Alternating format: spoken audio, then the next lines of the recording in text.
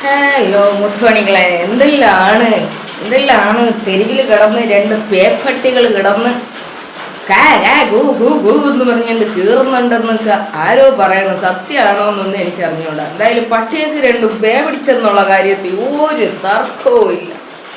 എന്തായാലും പേ പിടിച്ച പട്ടി പാഞ്ഞ് ഷെരീഫിന്റെ തൊളിലോട്ട് ചെന്ന് കയറിയിട്ടുണ്ട്.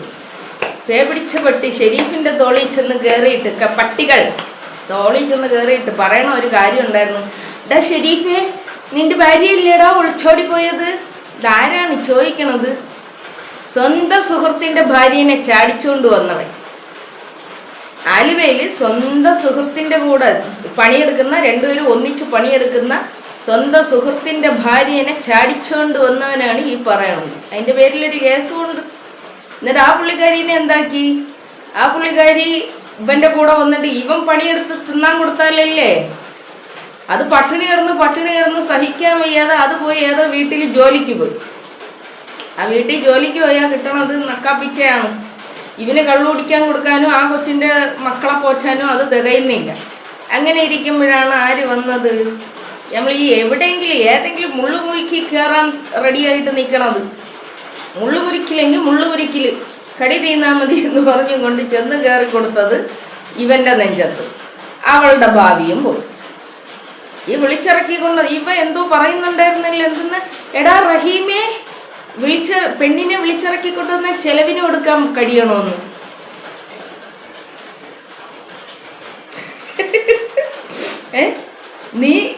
നീ യഥാർത്ഥത്തിൽ ആർക്ക് ചെലവിന് കൊടുത്ത്? നീ ആ പെണ്ണിന് ചെലവിന് കൊടുക്കാതെ ആ പെണ്ണ് വീട്ടു ജോലിക്ക് പോയി. അവളന്ന് ഇവള് വിളിച്ച് ചായ ചോദിച്ചോന്ന് ചോദിച്ചപ്പോഴത്തേക്ക് ഉടനെ ഇവള് എന്നെ പൊന്നു. അതിൻ്റെ ഇടയിൽ ഒരു മൊബൈലും എടുത്തു തന്ന്, ഒരു ബൈക്കും എടുത്തു തന്നു കഴിഞ്ഞപ്പോൾ ആഹാ സ്വർഗം എന്ന് പറഞ്ഞും കൊണ്ട് പിന്നെ അവളങ്ങ് കളഞ്ഞ്. പിന്നെ അവൾക്ക് പിന്നെ 100 ഭർത്താക്കന്മാരായി 100. എടാ, നീ സ്നേഹിച്ച് എന്ന് പറയുന്ന അവളുടെ ഫോൺ കോൾ അല്ല വാട്സപ്പ് ചാറ്റ് ഇവള് നിന്റെ കൂടെ ഇരിക്കണ ആ പട്ടി ഉണ്ടല്ല, ആ പട്ടി എടുത്തിട്ടുണ്ടായിരുന്നു. അതിൽ നീ കടുപ്പം തന്നെടേ. അതിൽ ശരിക്ക് ഒന്നും പറയാനില്ല. അപ്പം ഇത് എന്തിനാണ് ഞാൻ പറഞ്ഞതെന്നറിയാമോ? ഷെരീഫിൻ്റെ ഭാര്യ ഒളിച്ചോടി പോയി എങ്കിൽ അത് ഷെരീഫ് നോക്കിക്കോളും. എന്തായാലും നോക്കാനും എടുക്കാനൊക്കെ ഉള്ള ചങ്കുറപ്പൊക്കെ ഉള്ള ഒരുത്തൻ തന്നെന്നാണ് തോന്നണത്.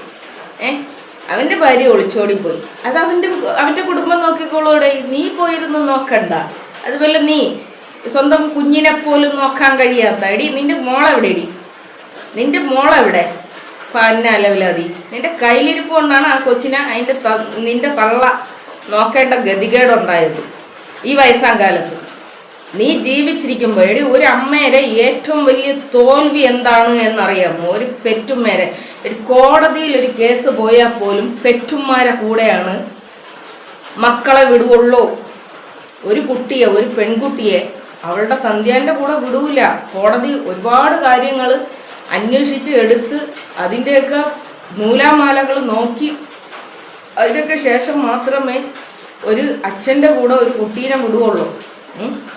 നീ ജീവിച്ചിരിക്കുമ്പോൾ നിന്റെ കൺവട്ടത്ത് നിന്റെ കയ്യിൽ നിന്ന് മാറി ആ കുട്ടി ജീവിക്കേണ്ടി വന്നു എങ്കിൽ അത് ആരെ കയ്യിലിരിപ്പുണ്ടാണ്?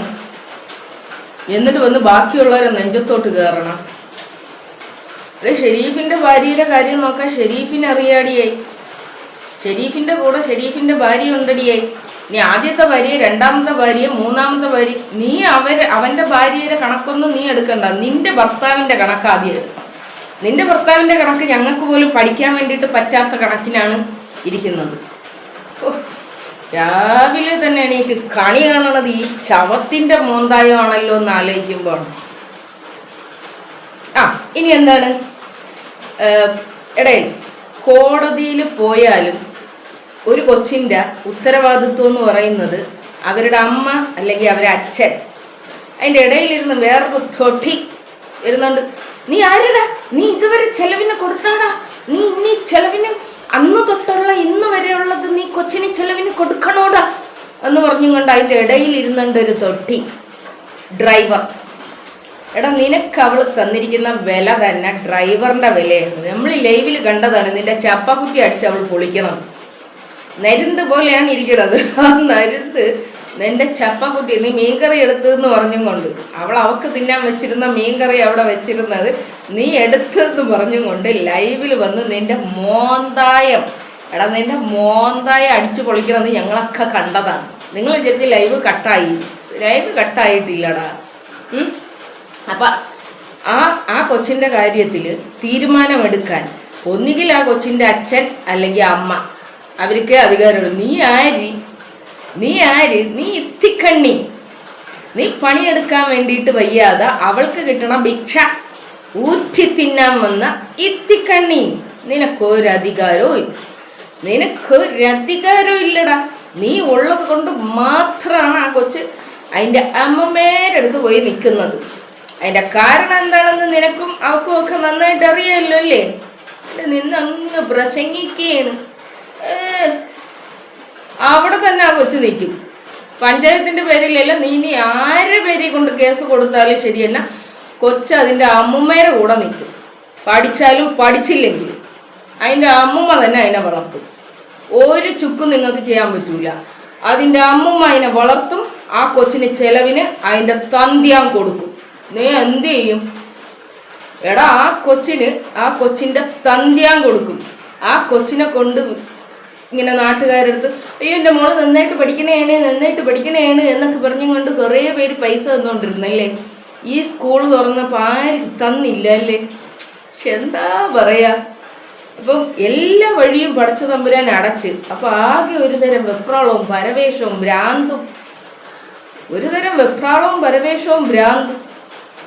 എടാ ആ കൊച്ചിനെ അതിൻ്റെ അമ്മൂമ്മത്തുള്ള വളർത്തും. അവരെ കുടുംബക്കാർ കൊടുത്തോളും. ആ കൊച്ചിന് ചിലവിനുള്ളത് അവരെ കുടുംബക്കാർ കൊടുത്തോളും. അല്ലെങ്കിൽ നിങ്ങൾക്കൊന്നും നോക്കാൻ വയ്യാമെങ്കിൽ അത് സർക്കാർ ഏറ്റെടുത്തോളും. സർക്കാർ ഏറ്റെടുത്താലും സർക്കാർ കൊണ്ടുപോയി സർക്കാർ സ്ഥാപനത്തിലൊന്നും വളർത്തൂല. സർക്കാർ ക്യാഷ് അമ്മൂമ്മയ്ക്ക് കൊടുത്തോളും. സർക്കാരിൻ്റെ സ്ഥാപനങ്ങളിലൊന്നും ആ കൊച്ചു വളരേണ്ട കാര്യമില്ല. അമ്മൂമ്മത്തുള്ള നോക്കാൻ റെഡിയാണോ? സർക്കാർ അമ്മൂമ്മയ്ക്ക് കൊടുത്തോളും പൈസ ആ കൊച്ചിനെ വളർത്താനുള്ളത്.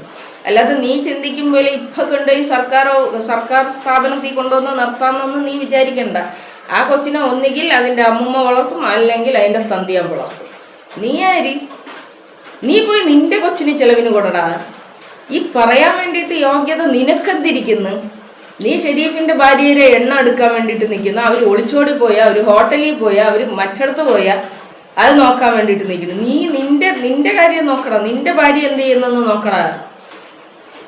ഏതോ ലവിലാതീരെ പിന്നാലെ വന്ന് ഞണ്ണാൻ കിട്ടുന്നു. അതുകൊണ്ട് പിന്നെ ആഹാ ഓക്കെ. ഇതൊരു വല്ലാത്ത അവസ്ഥയാണ്. രാവിലെ നേരം വെളുത്ത് എണീറ്റാൽ ഇതിൻ്റെയൊക്കെ മോന്തായമാണ് കാണുന്നത്. ഇനി അതുപോലെ തന്നെ നീ എന്തോ പറയുന്നുണ്ടായിരുന്നല്ലേ, കൊച്ചിൻ്റെ തന്ത്യാൻ കൊച്ചിനെ നോക്കിയെന്നോ എവിടെയോ നോക്കിയെന്നോ. എടാ അത് കൊച്ചിൻ്റെ തന്ത്യാനാണടാ. അത് കൊച്ചിൻ്റെ തന്ത്യാനാണ്. ആ കൊച്ചിൻ്റെ തന്ത്യാൻ. പിന്നെ ഇടയ്ക്കിരുന്ന ഒരു ഡയലോഗ് അടിക്കുന്നുണ്ടായിരുന്നു. എൻ്റെ മോൻ എന്നെ മാത്രമേ വാപ്പ എന്ന് വിളിച്ചിട്ടുള്ളൂ. നിന്റെ മോൻ നിന്നെ മാത്രമേ വാപ്പ എന്ന് വിളിച്ചിട്ടുള്ളൂ. നിന്നെ 3 കുട്ടികൾ വാപ്പ എന്ന് വിളിക്കുന്നുണ്ട്. ആ കുട്ടികൾ ഇതിനു മുമ്പ് വേറെ 3-4-5 വാപ്പമാരെ വാപ്പ എന്ന് വിളിച്ചിട്ടുണ്ട്. അതിന് ശേഷമാണ് ആ കുട്ടികൾ നിന്നെ പേപ്പേ എന്ന് വിളിച്ചത്. നിന്റെ മോൻ നിന്നെ മാത്രമേ വാപ്പ എന്ന് വിളിച്ചുള്ളൂ. ഇനി ഒരെണ്ണം ജനിച്ചു വരാൻ വേണ്ടിയിട്ടിരിക്കുന്നല്ല. അത് എത്ര പേരെ വാപ്പ എന്ന് വിളിക്കുമെന്ന് നീ കൂട്ടിക്കോ. അത് ലോകത്തുള്ള മൊത്തം എണ്ണത്തിനെ വാപ്പാന്ന് വിളിക്കുന്ന വാപ്പാന്ന് വിളിപ്പിക്കുന്ന ഒരുത്തീരെ വയറ്റിലാണ് ആ കൊച്ചി ജനിക്കാൻ പോകുന്നത്. ആ കൊച്ചി ഇനി ഒരാളിനെ വാപ്പ എന്ന് വിളിക്കാതിരിക്കാൻ വേണ്ടിയിട്ട് നീ ശ്രമിക്കും. ആ കൊച്ചിൻ്റെ മേലെ നിനക്ക് അധികാരമുണ്ട്. അല്ലാതെ ആ മൂത്ത കുട്ടിയുടെ മേലെ നിനക്കൊരു അധികാരവും ഇല്ല. നിന്റെ കൂടെ ജീവിക്കുന്നിടത്തോളം കാലം ആ കൊച്ചിൻ്റെ കാര്യത്തിൽ തീരുമാനം എടുക്കാൻ ഇവക്കും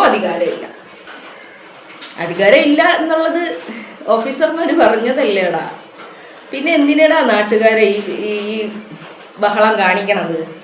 നിന്റെ വിചാരം എന്തോന്നു? കുറേ ചീത്ത വിളിച്ചു കഴിഞ്ഞാൽ, അല്ലെങ്കിൽ കുറേ പിന്നെ എന്തെന്ന് ഇപ്പം ഷെരീഫിൻ്റെ ഭാര്യനെ പറയുന്ന പോലെ, അല്ലെങ്കിൽ ഇനി എന്നെ പറഞ്ഞതുപോലെ കുറേ തെറി വിളിച്ചാൽ നിങ്ങൾക്ക് ആ കൊച്ചിനെ കിട്ടുമെന്ന കൊല്ലൊക്കെ കിട്ടാൻ പോയിട്ട് നിങ്ങളുടെ അടുത്ത് പോലും എടാ, ഞാൻ ഈ ജനങ്ങളടുത്ത് പറഞ്ഞതാണ്, ആ കൊച്ചിൻ്റെ മേലെ ഒരു റെസ്ട്രിക്ഷനും ഇല്ല. ആ കുട്ടി എന്ന് പറയുന്നത് അമ്മയടുത്ത് വരാനും സഹകരിക്കാനും അവിടെ ഇരിക്കാനും എല്ലാത്തിനുമുള്ള അധികാരമുണ്ട്. പക്ഷെ ആ വീട്ടിൽ കിടക്കാൻ മാത്രമേ ആ കുട്ടിക്ക് അധികാരം ഇല്ലാതെ ഉള്ളൂ. പഞ്ചായത്ത് ഇടപെട്ട, നാട്ടുകാരിടപെട്ട കേസാണ്. നാട്ടുകാരും പഞ്ചായത്തും ഒക്കെ ഇടപെടണമെങ്കിൽ അവിടെ എന്താണ് വിഷയമെന്നൊന്ന് ആലോചിച്ചിടേ. ഇടപെട്ട കേസാണ്. അമ്മയ്ക്ക് കൊച്ചിനെ നോക്കാം. ഇവിടെ വന്ന് കരഞ്ഞ് നിലവിളിച്ച്, നിങ്ങളൊന്ന് ആലോചിച്ച് നോക്ക്, എന്തിന് കരഞ്ഞ് നിലവിളിക്കണം? വീട്ടിൻ്റെ തൊട്ടടുത്തിരിക്കുന്ന കൊച്ചിനെ, വീട്ടിൻ്റെ തൊട്ടടുത്തൊരു വിളി വിളിച്ചാൽ ഓടി വരുന്ന കൊച്ചിനെ, അയ്യോ എൻ്റെ കൊച്ചു പോയേ, എൻ്റെ കൊച്ചു പോയേ, എൻ്റെ കൊച്ചു പോയേ. അവസാനം അത് വില പോകുന്നില്ല എന്ന് കണ്ടപ്പോഴത്തേക്കും അത് വില പോവില്ല, എനിക്ക് യാതൊരു വിലയും ഇല്ല. അപ്പം അങ്ങനെ ആ കൊച്ചിൻ്റെ പേരിൽ ഈ അഭ്യാസം കാണിച്ചത്, അയ്യോ കൊച്ചിനെ ഞാൻ കഷ്ടപ്പെട്ട് ബുദ്ധിമുട്ടി വളർത്തിയതാണ്, എൻ്റെ കൊച്ചിതാ എനിക്ക് നഷ്ടപ്പെട്ടു പോയി എന്നൊക്കെ പറയുമ്പോഴത്തേക്ക് കുറേ പേര് കൊണ്ടുവന്ന് പൈസ ഇട്ട് കൊടുക്കുമെന്ന് വിചാരിച്ചു. നാട്ടുകാർ തിരിഞ്ഞു നോക്കിയില്ല. സംഭവം ഈ സ്കൂൾ തുറക്കുന്ന സമയമൊക്കെ ആകുമ്പോഴത്തേക്ക് നല്ല പൈസ പിരിവ് നടക്കുന്നതാണ്. അതും പോയി. അപ്പോൾ അതിൻ്റെ ഒരു വെപ്രാളമാണ്. അപ്പോൾ എങ്ങനെയെങ്കിലും ആ കൊച്ചിനെ ഇങ്ങോട്ട് കിട്ടിക്കഴിഞ്ഞാലേ അയ്യോ പഠിക്കുന്നില്ല എന്നുള്ള ഒരു കാര്യമാണ് ഇവർ കൊച്ചിൻ്റെ മേലെ ആരോപിക്കുന്ന ഒരാരോപണം. ഇവിടെ ആ കൊച്ച് നന്നായിട്ട് പഠിക്കുന്ന കൊച്ചാണ്. ഒരു CBSE സിലബസ് പഠിച്ച് ബെസ്റ്റ് ടോപ്പിൽ നിൽക്കുന്ന ഒരു കുട്ടിക്ക് സ്റ്റേറ്റ് സിലബസ് പഠിക്കാൻ നിസ്സാരമാണ്. കാരണം ഒരു ട്യൂഷനും ഇല്ലാതെ ഒരു പഠന വൈകല്യമുള്ള എൻ്റെ മോൻ ഒരു ട്യൂഷൻ പോലും ഇല്ലാതെ, എനിക്കവനെ ശ്രദ്ധിക്കാൻ വേണ്ടിയിട്ട് സമയമില്ല. ഞാൻ തയ്ക്കാൻ പോകുന്നു, എൻ്റെ മനുഷ്യരെ കൊണ്ടാക്കാൻ പോകുന്നു, തിരിച്ചു വിളിച്ചുകൊണ്ട് വരാൻ പോകുന്നു, ഇതിൻ്റെ ഇടയിൽ എൻ്റെ വീട്ടിലെ സാധനങ്ങൾ വാങ്ങിക്കണം, എനിക്കിവർ ഭക്ഷണം ഉണ്ടാക്കണം. ഇതെല്ലാം കഴിഞ്ഞ് ഞാനൊന്ന് നടു നോക്കുമ്പോൾ രാത്രി 2 മണിയാവും. ഈ 2 മണിയാകുമ്പോൾ എൻ്റെ മക്കൾ 3 ഉറക്കം കഴിയും. ഈ ഉറങ്ങി കിടക്കുന്ന കൊച്ചിനെ എടുത്ത് എണീപ്പിച്ച് എനിക്ക് പഠിപ്പിക്കാൻ വേണ്ടിയിട്ട് പറ്റുമോ? ഇവിടെ സ്റ്റേറ്റ് സിലബസിൽ പഠിച്ച് ഒരു ട്യൂഷൻ പോലും ഇല്ലാതെ ഒരാളും ഉന്താനില്ലാതെ ഞാൻ എൻ്റെ മക്കളടുത്ത് പഠി എന്ന് പറയാറില്ല. അവരെന്നെ പഠിക്കലാണ്. പിന്നെ അവർക്ക് എന്തെങ്കിലും സംശയം ഉണ്ടാകുമ്പോൾ ഉമ്മച്ചി ഇതെങ്ങനെ എന്ന് ചോദിക്കുമ്പോൾ അതിന് ഞാൻ അത് പറഞ്ഞു കൊടുക്കും എന്നല്ലാതെ എൻ്റെ പിന്നാലെ അവർ പഠിക്കാൻ വേണ്ടിയിട്ട് വരെയില്ല. അവർ സ്വന്തമായിട്ട് പഠിക്കുന്നത്. അപ്പോൾ പഠന വൈകല്യമുള്ള എൻ്റെ മോനെ സ്കൂളിലെ ടീച്ചേഴ്സ് ചിന്തിച്ചപ്പോൾ ജയിക്കാൻ പറ്റിയെങ്കിൽ ആ സ്റ്റേറ്റ് സിലബസ് ഒരു നോർമൽ മൂളയുള്ള ഒരാൾക്ക് എന്ത് സുഖമായിട്ട് പഠിച്ചു വരാൻ വേണ്ടിയിട്ട് പറ്റുന്ന ക്ലാസ്സാണെന്നുള്ളത്. പിന്നെ വന്നിട്ട് പഠിക്കാൻ പറ്റില്ല, മൊബൈൽ നോക്കുന്നു. ഇവിടെ മക്കൾ ഉമ്മമാർ ചെയ്യണത് കണ്ടാണ് മക്കൾ വളരണത്. മക്കളെന്താണ് ഉമ്മമാർ കാണുന്നത്, ഉമ്മമാർ ചെയ്യുന്നത് എന്താണോ അത് കണ്ടാണ് മക്കൾ വളരണത്. മക്കൾ ഫോണെടുത്ത് വെച്ച് നോക്കാൻ വേണ്ടിയിട്ട് വില്ലിങ് ആവുന്നുണ്ടെങ്കിൽ മക്കൾ കണ്ടു വളർന്നത് അതാണ്. അമ്മ ബുക്ക് എടുത്ത് വെച്ച് വായിച്ച് അല്ലെങ്കിൽ ഏതെങ്കിലും ബുക്കുകൾ വായിക്കുന്നതാണ് കാണുന്നത്, മക്കളും എന്ത് ചെയ്യും, ബുക്ക് വായിക്കാൻ വേണ്ടിയിട്ട് ശ്രമിക്കും. ഞാൻ ഭയങ്കരമായിട്ട് എൻ്റെ വീട്ടിൽ ഒരു ഷെൽഫ് തന്നെ ഉണ്ട്, ബുക്കിൻ്റെ ഒരു ഷെൽഫ് തന്നെ ഉണ്ട്. ഞാൻ എൻ്റെ ചെറുപ്പകാലത്ത് ഭയങ്കര ബുക്ക് വായനയാണ്. ഞങ്ങളെ വീട്ടിലും TV ഒന്നും ഇല്ല. ഞാൻ എൻ്റെ ചെറുപ്പകാലത്ത് വായിച്ചിട്ടാണ് വളർന്നത്. ഞാൻ എൻ്റെ മക്കളടുത്തും പറഞ്ഞിട്ടേ ഉള്ളൂ. എൻ്റെ മക്കളെ വായിച്ചാൽ വളരും, വായിക്കണം. എൻ്റെ മക്കളെ ഞാൻ കാണിച്ചു പോലും കൊടുത്തല്ലേ. ഇന്നൊന്നും ബുക്ക് എടുത്ത് വെച്ച് നോക്കാൻ പോലും എനിക്ക് സമയമില്ല. പക്ഷെ എന്നാലും എൻ്റെ മോൾക്ക് തിരുവനന്തപുരത്തെ പബ്ലിക് ലൈബ്രറിയിൽ അംഗത്വമുള്ള ഒരാളാണ് എൻ്റെ മോൾ. അപ്പം അങ്ങനെ വളരണം എന്ന് ചിന്തിക്കുന്ന ഏതൊരു മക്കളും അല്ലെങ്കിൽ പഠിക്കണമെന്ന് ചിന്തിക്കുന്ന ഏതൊരു മക്കളും പഠിക്കും. പഠന വൈകല്യം പോലും ഉണ്ടായിട്ട് എൻ്റെ മോൻ പഠിച്ച് 10ാം ക്ലാസ് പാസ്സായി. പിന്നെയാണ് ഈ കൊച്ചി. നിങ്ങളിനി എങ്ങനെ തലകുത്തി നിന്നാലും ആ കുട്ടി ടോപ്പായിട്ട് തന്നെ ഉണ്ടാവും. പഠിക്കുന്നില്ല എന്നൊരു കാരണം കൊണ്ട് നിങ്ങൾക്ക് നിങ്ങളടുത്ത് എത്തിക്കാൻ വേണ്ടിയിട്ട് പറ്റൂല. എന്നിട്ട് അതിൻ്റെ ഇടയിൽ നിന്നുകൊണ്ടൊരു ഡയലോഗ് ഒരുത്തി, അത്രയ്ക്ക് ഡൗട്ടുണ്ടെങ്കിൽ വീട്ടിൻ്റെ വരാന്തയിൽ വന്നിരുന്ന് പഠിക്കട്ടെന്ന്. ഇത്രയും ഗതികെട്ട ഒരു ഉമ്മ ഭൂലോകത്തുണ്ടാവൂല. ഇത്രയും ഗതികെട്ട ഒരു ഉമ്മ വരാന്തയിൽ വന്നിരുന്ന് പഠിക്കട്ടെന്ന് അത്രയ്ക്ക് ഡൗട്ടുണ്ടെങ്കിൽ എന്നെക്കൊണ്ടൊന്നും പറയിക്കരുത്. ലലാതി. ഇനി വേറെ എന്തൊക്കെയോ പറഞ്ഞിട്ടുണ്ട്. എന്തായാലും ഈ കൊച്ചിൻ്റെ കാര്യത്തിൽ ഈ ഒരു കാര്യം എനിക്ക് പറയണമെന്ന് തോന്നി. അതേ കണക്ക് ഈ ഷെരീഫിന്റെ ഭാര്യയുടെ കാര്യത്തിൽ ആരോ എവിടെയോ എന്തോ പറഞ്ഞു എന്നും പറഞ്ഞും കൊണ്ട് ഇവിടെ അവനവന്റെ ജീവചരിത്രം അവനവൻ പറയണം. ഷെരീഫ് ഇന്ന് വരെ വന്നിട്ട് അവന്റെ ഭാര്യയുടെ കഥയോ ഒരു കാര്യം ഒരു കുറ്റമോ ഒന്നും പറഞ്ഞിട്ടില്ല. അതുപോലെ കൂടെ ഇരുന്ന് ചിലയ്ക്കുന്നവന്റെ കാര്യം ചിലയ്ക്കുന്നവൻ പറയുന്നുണ്ട്, ആരും വിചാരിക്കണ്ട ഞാൻ രണ്ടിലി വിട്ടിട്ട് എവിടെയെങ്കിലും പോകൂന്ന്. നീ പോവും, ഇപ്പൊ പോവൂല, കാരണം നല്ല ചെല്ല ചോറാണല്ലോ. ഇവക്ക് നാട്ടുകാർ കൊടുത്ത പണം തീരുമ്പോൾ നീ പോവും. എടാ നീ അന്തസ്സായിട്ട് പോറ്റിക്കാണീരടാ. നീയല്ലേ അടിച്ചെന്നും പറഞ്ഞും കൊണ്ട് വന്നത്. എൻ്റെ ജനങ്ങളെ ഞാൻ നിങ്ങൾക്ക് വേറൊരു കാര്യം പറയാം. ഈ അഹങ്കാരം കൂടുന്ന സമയം 3 ദിവസം കഴിയണതിന് മുമ്പ് വന്നിരുന്നത്, അയ്യോ എന്നെ അടിച്ചേ, എന്നെ കുത്തിയേ, എന്നെ മാന്തിയ, എൻ്റെ കൈ കണ്ട, എൻ്റെ കാല് കണ്ട, എൻ്റെ കണ്ടാന്നും ചോദിച്ചും കൊണ്ടുപോയി. അപ്പം അതുകൊണ്ട് നിങ്ങൾ ഈ മെലോ ഡ്രാമയ്ക്ക് കൂട്ട് നിൽക്കാൻ വേണ്ടിയിട്ട് നിൽക്കണ്ട. സംഭവം എന്തോന്നെന്ന് വെച്ച് കഴിഞ്ഞാൽ കൊച്ചിൻ്റെ പേരിൽ പിരിക്കാനുള്ള അവകാശം ഇനി ഉമ്മാൻ്റെ കയ്യിലായി പോകും. അതായത് ഈ കൊച്ചിന് പഠിത്തത്തിനെന്ന് പറഞ്ഞുകൊണ്ട് ചില ആൾക്കാർ പൈസ കൊടുക്കാറുണ്ട്. അപ്പം ഈ പൈസ എന്ന് പറയുന്നത് ഇനി ഉമ്മാൻ്റെ കയ്യിൽ എത്തിപ്പോകുമോ എന്നുള്ള ഭയത്തിലാണ് ഇവർ ഈ മെലോ ഡ്രാമയൊക്കെ കളിച്ചത്. അപ്പോഴത്തേക്കാണ് ഈ ചൈൽഡ് ലൈനിൽ നിന്ന് അറിയിച്ചത്, പിന്നെ നിങ്ങൾ ഉമ്മയില്ലേ, ഉമ്മയ്ക്ക് കുട്ടിയുടെ മേലെ അവകാശമുണ്ട്. ഉമ്മയ്ക്ക് മാത്രമല്ല, ഉമ്മാൻ്റെ കാമുകനല്ല, ഉമ്മാൻ്റെ കാമുകന് ഒരു അവകാശവും ഇല്ല, ഒരു അധികാരവും ഇല്ല. അപ്പോൾ ഉമ്മാക്കാണ് അവകാശം. അപ്പോൾ ഉമ്മ എന്നെ ചിലവെല്ലാം നോക്കണം. ഓ ഭാഗ്യം, രക്ഷപ്പെട്ട്. അപ്പം തന്നെ വന്നിട്ട് നാട്ടുകാരെ അറിയിച്ച്, അതായത് മോളുടെ പേരിൽ പൈസ അയക്കുന്നവരെല്ലാം എന്ത് ചെയ്യണം, എൻ്റെ കയ്യിൽ തന്നെ തരണം. കാരണം മോളുടെ ചിലവെല്ലാം ആരാണ്, ഞാനാണ് നോക്കുന്നത്. അവരൊക്കെയാണ് അവരെ ഉമ്മ നോക്കാമെന്ന് പറഞ്ഞിട്ടുണ്ട്. ഈ സ്ത്രീയുടെ ഉമ്മ 1 രൂപയും ഇവർ ചിലവിന് കൊടുക്കണ്ട, കുട്ടിയെ ഞാൻ നോക്കിക്കോളാം, എനിക്കൊരാവശ്യവും ഇല്ല, ഞാൻ എൻ്റെ ചിലവിൽ ഞാൻ എൻ്റെ കുട്ടീനെ ഞാൻ പഠിപ്പിച്ചോളാം എന്നാണ് ആ ഉമ്മ മൊഴി കൊടുത്തിരിക്കുന്നത്. ഉമ്മയ്ക്കാരും ചിലവിനൊന്നും കൊടുക്കണ്ട, കുട്ടിയുടെ ചിലവ് മൊത്തം ഉമ്മ നോക്കിക്കോളാം എന്നാണ് ഉമ്മാൻ്റെ നിലപാട്. കൊച്ചിൻ്റെ തന്തിയാനാണ് കൊടുക്കുന്നതെങ്കിൽ കൊടുക്കും. കൊച്ചിൻ്റെ തന്തിയാൻ ഏറ്റെടുക്കാൻ തയ്യാറാണെങ്കിൽ കൊച്ചിൻ്റെ തന്തിയാൻ ചിലവിന് കൊടുത്തിരിക്കും. ലോകത്തൊരു കോടതിക്കും അത് വിലക്കാൻ വേണ്ടിയിട്ട് പറ്റൂല. അപ്പോൾ വന്നിട്ട് നീ മുമ്പത്തെ പൈസ അതൊന്നും ഇവിടെ നടക്കൂല, അതൊരു കോടതിയിലും നടക്കൂല. ഒരു ചിലവ് കൊച്ചിൻ്റെ ഉത്തരവാദിത്വം ഇപ്പം ഏറ്റെടുക്കാൻ ആ മൂത്ത ഭർത്താവ് തയ്യാറാണ്, ആ കൊച്ചിൻ്റെ സ്വന്തം തന്തിയാൻ തയ്യാറാണ് എന്ന് പറഞ്ഞാൽ തയ്യാറാണ്. അയാൾ അങ്ങനെ തന്നെയാണ് പറഞ്ഞത്. അതായത് ഇവളുടെ കൂടെ ആ കുട്ടി നിൽക്കുകയാണെങ്കിൽ ഞാൻ ചിലവിന് കൊടുക്കില്ല, ഉമ്മാൻ്റെ കൂടെ നിൽക്കുകയാണെങ്കിൽ കൊടുക്കാം എന്നെ പറഞ്ഞിട്ടുള്ളത്. അപ്പം അതുകൊണ്ട് കൊച്ചിന് ചിലവിന് കൊടുക്കാൻ തന്തമാർ ബാധ്യസ്ഥരാണ്. അതായത് എങ്ങനെ സ്വന്തം കൊച്ചിനെ കൊണ്ടുവന്ന് എവിടെയോ കൊണ്ടുവന്നിട്ട് സ്വന്തം ഭാര്യയുടെ തലയും തല്ലിപ്പൊളിച്ച് അതിനെ ഒരു നിത്യരോഗിയും ആക്കി ആ കൊച്ചിനെ തിരിഞ്ഞു പോലും നോക്കാത്തത്. എടാ പെരുന്നാളിന് നീയൊക്കെ ഡ്രസ്സ് എടുത്തില്ലേടാ, ആ കൊച്ചിനെ ഡ്രസ്സ് ഉണ്ടാകുന്നെങ്കിൽ നീയൊക്കെ ചെന്ന് അന്വേഷിച്ചാടാ. നീ പോയി അന്വേഷിച്ചാ നിന്റെ സ്വന്തം സ്വന്തം കൊച്ചു എന്നെ തന്നെ ബാപ്പാന്ന് വിളിച്ചായിരുന്നു. ഇനി ഒരാളിനെ വാപ്പാന്ന് വിളിക്കാനുള്ള ആരോഗ്യം നീ നിന്റെ ഭാര്യയിൽ ബാക്കി വെച്ചാ. നിന്റെ സ്വന്തം കൊച്ച് ഇനി ഒരാളിനെ വാപ്പ എന്ന് വിളിക്കാനും മാത്രമുള്ള ആരോഗ്യം നിന്റെ ഭാര്യയിൽ നീ ബാക്കി വെച്ചിട്ടാണാടാ ചെറ്റെ പോയത്. ലെവലതി പട്ടിക്ക് പേ പിടിച്ചാൽ ചങ്ങലക്കിടാം, നിനക്കൊക്കെ പേ പിടിച്ചാൽ എന്ത് ചെയ്യാനാണ്? എന്തോ ഭയങ്കര ക്രെഡിറ്റുള്ള കാര്യം വന്നിരുന്ന് ചെയ്യണം എന്നാണ് വിചാരം. ഈ തെരുവിൽ വന്നിരുന്നുണ്ട്. എടി നിന്റെയൊക്കെ തെരുവിലും കാറിലും ഇരുന്നുള്ള കൂത്താട്ടം കഴിഞ്ഞു കഴിഞ്ഞാൽ അപ്പം തന്നെ നീ കരഞ്ഞ് നിലവിളിച്ചും കൊണ്ട് വരുമെന്നുള്ളത് ആർക്കറിഞ്ഞൂടെങ്കിൽ എനിക്കറിയാം. ഇപ്പോൾ ഉടനെ വരും, ഉടനെ കരഞ്ഞ് നിലവിളിച്ചും കൊണ്ട് അയ്യോ വല്യയ്ക്കൂല, നിന്റെ ഭർത്താവ് അല്ല നിന്റെ കാമുകൻ വല്യയ്ക്കൂല.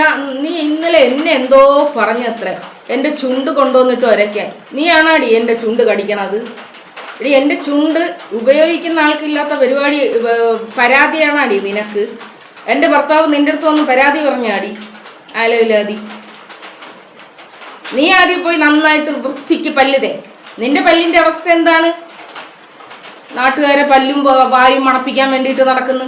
നാട്ടുകാർ പെണ്ണുങ്ങളുടെ ഭർത്താവിൻ്റെ വായു മണപ്പിക്കാൻ വേണ്ടിയിട്ട് നടക്കുന്നു ആലോചില്ലാതി. നീയല്ലേ പറഞ്ഞ നിന്റെ കൂടെ ഇരിക്കുന്നവന് നാറ്റം കൊണ്ട് സഹിക്കാൻ വയ്യ, വാനാറ്റം കൊണ്ട് സഹിക്കാൻ വയ്യ. നിന്റെ വാനാറ്റത്തിൻ്റെ കഥ അവൻ പറയാതിരിക്കുന്നത് നല്ലത് അല്ല. എന്നാലും ഒരു സംശയം ഞാൻ ചോദിക്കുകയായിരുന്നു. പിന്നെ ചാൻചാറെ ഇവള് പല്ല് വയ്ക്കോ? വെറുതെ അറിയാൻ വേണ്ടിയിട്ട് ചോദിക്കുന്നതാണ്. കാരണം ഇങ്ങനെ വന്നിട്ട് ചളവയൊലിച്ച് അയ്യോ എന്നിട്ട് പറയണത് അയ്യോ സനോഫറിന് ചളവ് ഒലിപ്പായത് കൊണ്ട് രണ്ടാമത്തെ കൊച്ചും ചളവ് ഒലിപ്പാണോ? സനോഫറിൻ്റെ നിന്നല്ല കൊച്ചിന് ചളവ് ഒലിപ്പ് കിട്ടിയത്, നിന്റെ കയ്യിൽ നിന്ന്. ലോകത്തുണ്ടാവൂല കേട്ടോ, ലോക ചരിത്രത്തിലുണ്ടാവൂല. അതുപോലെ കുട്ടികളെ സീറ്റ് ബെൽറ്റ് ഇടാതെയാണ് നീയൊക്കെ കാറിൽ കൊണ്ടുവരണത്. മനെ, കുട്ടികളെ സീറ്റ് ബെൽറ്റ് പോലും ഇട്ട് കൊടുക്കാതെ കാറിൽ കൊണ്ടുവന്ന് റെഡിയാക്കി തരാം. അടുത്തത് പിന്നെ അതിൻ്റെ ഇടയിൽ പൊന്നുമോള് വേറൊരു കാര്യം പറയാനുണ്ടായിരുന്നു. ഞാൻ എല്ലാ വർഷവും പ്രസവിക്കും, എല്ലാ കുട്ടികളെയും ചൈൽഡ് ലൈൻ ഏറ്റെടുക്കട്ടെന്ന്. എടി, ചൈൽഡ് ലൈനിൽ 2 കേസ് പോയി കഴിഞ്ഞാൽ ആ സ്ത്രീ പ്രസവം നിർത്താത്ത സ്ത്രീ ആണെങ്കിൽ ഗവൺമെൻറ് പ്രസവം നിർത്തൂടി. എടി, നിനക്ക് അറിഞ്ഞൂടാ? നിനക്ക് ഗവൺമെൻറ് നിയമങ്ങളൊന്നും അറിഞ്ഞൂടാ? നീ പ്രസവിച്ച 2 കുട്ടികളുടെ മേലെ ഒരു പരാതി നീ ചെയ്തതായിട്ട് പോയാൽ, ഇപ്പം എന്തായാലും ഒരു കുട്ടിയുടെ പരാതി പോയിട്ടുണ്ട്, ഇനി 2 പോവും. അങ്ങനെ പോയി കഴിഞ്ഞാൽ നീ വർഷാവർഷം പ്രസവിക്കും. പക്ഷെ എത്ര ആളുകളുടെ കുട്ടികളാ?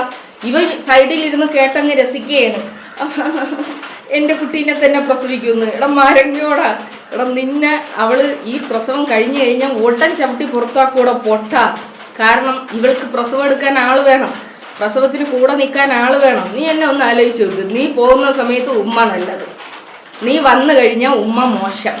അപ്പം തന്നെ നീ ഒന്ന് ആലോചിച്ച് നോക്ക്.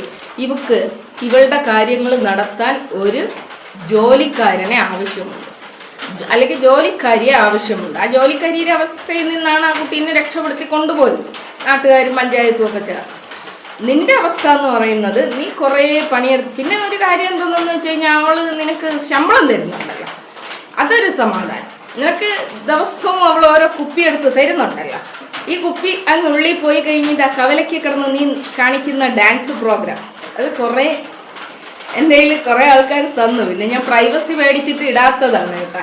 കൊള്ളാം, നല്ല ഡാൻസ്, ജട്ടി ഡാൻസ് ഒക്കെ അടിപൊളിയായിട്ടുണ്ട്. പോലെ ഇവള് പറയണത് ഇവളുടെ ആദ്യത്തെ ഭർത്താവ് മുണ്ടൂരി കൈപിടിച്ചും കൊണ്ടാണ് നടക്കണത്, ഇവ ഷഡ്ഡി ഇട്ടും കൊണ്ടാണ് നടക്കണത്. എൻ്റെ പൊന്നു മക്കളെ, ആ കവലയ്ക്ക് ഇവൻ്റെ ഈ അലവലാതിയുടെയും ഒരു കഥ എന്ന് പറഞ്ഞു കഴിഞ്ഞാൽ, ഓയ്യോ, നമ്മളെ നാട്ടിലൊക്കെ ആണെങ്കിൽ എപ്പോഴേ അടിച്ച് നിലം പരിശാക്കിയതെന്നറിയുന്നു. ഞാൻ ഇപ്പോഴും പറയുന്നു, കുന്നോടെന്ന് പറയുന്ന സ്ഥലത്ത് ചങ്കൂറ്റമുള്ള ഒറ്റ മനുഷ്യനും, ചങ്കൂറ്റമുള്ള ഒരാളും ഇല്ല. അതുകൊണ്ടാണ് ഇവറ്റകൾ ഇങ്ങനെ അഴിഞ്ഞാടുന്നത്. പേപ്പട്ടികൾ പോലും ഇതിനേക്കാൾ എത്രയോ മെച്ചമാണെന്നറിയാമോ? പേപ്പട്ടികൾ പോലും അമ്മാതിരിയാണ് തെരുവി വന്ന് കിടന്ന് കടക്കടാന്ന് പറഞ്ഞുകൊണ്ട് മറ്റുള്ളവരുടെ നെഞ്ചത്തോട്ട് പാഞ്ഞിട്ട് കയറുന്നു.